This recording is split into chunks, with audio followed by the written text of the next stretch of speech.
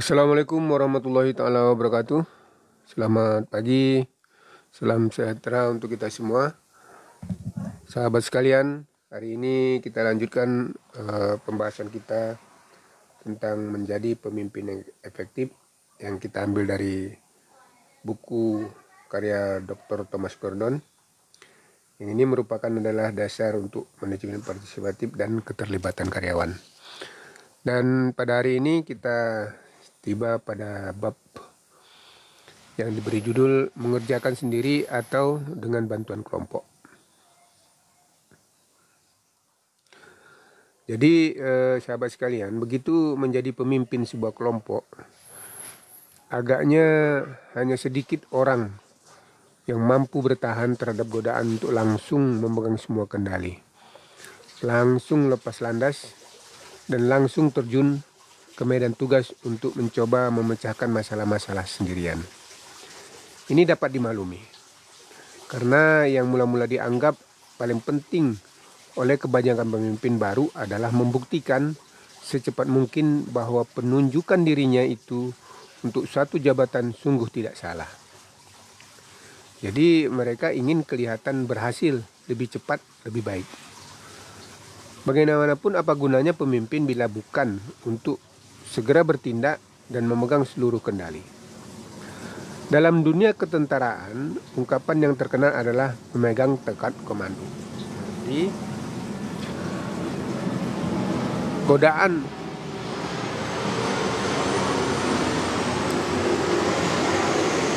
godaan seseorang untuk selalu melakukan gebrakan di awal-awal itu lazim terjadi pada semua orang.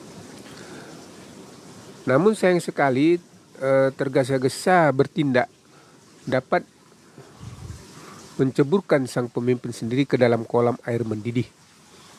Terlalu bersemangat dalam melakukan informasi, upaya-upaya perbaikan seketika dan peningkatan produktivitas yang dramatik, ini semua membuat seorang pemimpin menurutkan godaan untuk menjadi tukang sapu baru. Julukan bagi pemimpin yang senang sekali menyapu bersih semua bentuk peninggalan pemimpin kelompok terdahulu. Meskipun demikian, jarang ada pemimpin yang sanggup melaksanakan ini sendirian, tanpa kerelaan dan kerjasama anggota kelompok. Padahal keduanya tidak mungkin datang begitu saja. Kelompok cenderung menolak perubahan dan dengan kadang-kadang cukup ngotot mempertahankan kebiasaan mereka. Norma-norma kelompok ini mendatangkan pengaruh yang kuat terhadap perilaku anggota-anggotanya. Jadi seorang pemimpin biasanya begitu dia menjabat, dia selalu ada istilah tukang sapu bersih katanya. Ini semacam julukan yang diberikan kepada seorang pemimpin yang selalu melakukan sapu bersih segala bentuk peninggalan yang dilakukan oleh kelompok-kelompok terdahulu. Nah, biasanya ini tidak dilakukan sendiri dengan orang lain. Namun biasanya pada kelompoknya itu akan menentang perubahan-perubahan yang terlalu drastis karena mereka mempunyai kebiasaan-kebiasaan. Sebagai contoh, misalnya kelompok umumnya mengembangkan standar mereka sendiri tentang pekerjaan yang adil dan norma produktivitas yang dipahami dengan jelas oleh anggota dan secara tidak formal mendarah daging dalam kelompok. Setiap tindakan pemimpin akan dianggap sebagai ancaman terhadap norma yang dipelihara dengan kuat itu, khususnya jika tindakan pemimpin dianggap sewenang-wenang. Sebuah cara lain untuk mempelajari adanya sikap perlawanan dalam kelompok adalah melalui pola pikir pertukaran yang adil. Jadi kelompok dengan kuat menolak langkah-langkah seorang pemimpin yang mungkin akan mengubah definisi kelompok tentang nisbah ongkos terhadap imbalan atau cost atau benefit ratio yang adil. Dengan kata lain, mendapatkan imbalan atau benefit yang adil. Upah misalnya, sehubungan dengan besarnya energi atau cost yang dikerahkan untuk suatu pekerjaan. Seorang pemimpin baru dengan sapunya yang baru mungkin dianggap sebagai ancaman terhadap nisbah ini. Dan kelompok dalam hal ini akan bereaksi melindungi diri terhadap usaha eksploitasi oleh organisasi. Nah, ini salah satu mengapa kita lihat dalam satu kelompok itu ada semacam tantangan kepada pemimpin yang baru, karena mereka menganggap ongkos yang dibutuhkan untuk melaksanakan kegiatan itu akan mempengaruhi keuntungan yang selama ini sudah diperolehnya.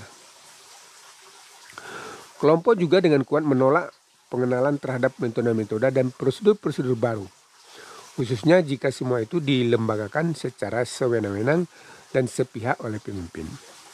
Kita semua tahu bahwa bagaimana orang terbiasa mengerjakan sesuatu dengan cara yang tertentu.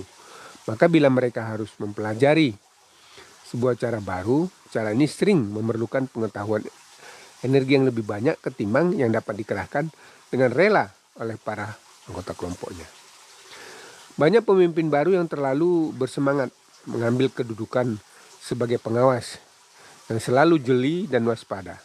Mereka akan melakukan waskat atau pengawasan melekat terhadap semua anggota kelompok, tidak melewatkan apapun yang terjadi pada mereka. Dan kesalahan dijadikan suatu hal yang tabu. Pengawasan yang berlebihan ini dapat mempunyai berbagai wujud.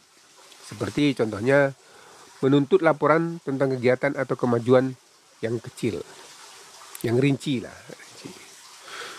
Kemudian menuntut anggota kelompok meminta persetujuan dari pemimpin sebelum mengirimkan surat, melaksanakan rencana, atau membuat keputusan. Kemudian mengambil alih tugas-tugas yang semula diberikan kepada anggota kelompok untuk diperiksa apakah semua dikerjakan dengan benar. Yang selanjutnya adalah salah satu F, mengharuskan anggota kelompok mendaki tangga. Atau ini menempuh prosedur yang tidak dapat ditawar sebelum melakukan kontak dengan pihak luar. Ini beberapa hal yang biasa diterapkan oleh pemimpin-pemimpin baru. Saya ulangi ya di sini, yang pertama dia menuntut laporan tentang kegiatan atau kemajuan yang rinci. Jadi dia minta setiap anggota itu memberikan laporan yang secara rinci kepada dia kegiatan yang dilaksanakan. Yang kemudian menuntut anggota kelompoknya meminta persetujuan dari dirinya sebelum mengirim surat, melaksanakan rencana, atau membuat keputusan. Jadi seolah-olah semuanya itu harus kepada dia. Yang ketiga, mengambil alih tugas yang semula diberikan kepada anggota kelompok untuk diperiksa apakah semua dikerjakan dengan baik. Biasanya pemimpin yang sudah berjalan lama itu dia memberikan kewenangan kepada orang-orang tertentu untuk melakukan sesuatu tanpa harus meminta persetujuan, karena memang kebijakannya atau kewenangannya. Nah, ini oleh pemimpin baru di stop. Semuanya harus izin dari dia. Dan yang terakhir katanya mengharuskan anggota kelompok mendaki tangga. Jadi menempuh prosedur yang tidak dapat ditawar sebelum melakukan kontak dengan pihak luar. Jadi dia harus ada prosedur yang harus dilaksanakan. Nah, salah satu efek yang tidak terhindar dari pengawasan berlebihan adalah kebencian terhadap penggunaan kekuasaan yang sewenang-wenang oleh si pemimpin baru ini. Efek yang lain adalah perlawanan pasif terhadap tuntutan yang baru, misalnya sengaja menunda-nunda perbuatan laporan kegiatan. Bahkan yang lebih buruk lagi, bagi kelompok, pengawasan berlebihan membuat anggota terlalu tergantung kepada pemimpin. Mereka akan datang kepada pemimpin untuk setiap masalah yang dihadapi. Motivasi diri mereka merosot, inisiatif pun menjadi lumpuh. Kemampuan bekerja mereka tidak akan berkembang. Sang pemimpin sendiri akan merasa kelebihan beban karena segala sesuatu harus dikerjakan sendiri. Pekerjaan kelompok berubah menjadi pekerjaan satu orang. Pemimpin yang baru yang mencoba melakukan pengawasan berlebihan dalam jabatan baru, mereka akhirnya akan terlambat mengetahui bahwa ia ternyata kerja sendirian, tidak memanfaatkan semua sumber daya dalam kelompok. Jadi gebrakan-gebrakan yang baru yang dilakukan oleh pemimpin itu pada akhirnya membuat dia kerja sendiri. Dan ini disadarinya belakangan biasanya. Tiba-tiba dia kaget, loh, kok saya kerja sendiri? Ini akibat dari aturan-aturan main yang dibuatnya dan keputusan-keputusan yang dibuat yang membuat yang seolah-olah dia takut akan dilangkahi oleh anak buahnya. Baik, saya kira itu aja hari ini. Mudah-mudahan ini sebagai tahap awal. Nanti kita akan lihat seperti apa sebenarnya yang harus dilakukan dalam kelompok-kelompok itu. Sekira demikian, billahi taufiq wal hidayah. Wassalamualaikum warahmatullahi wabarakatuh.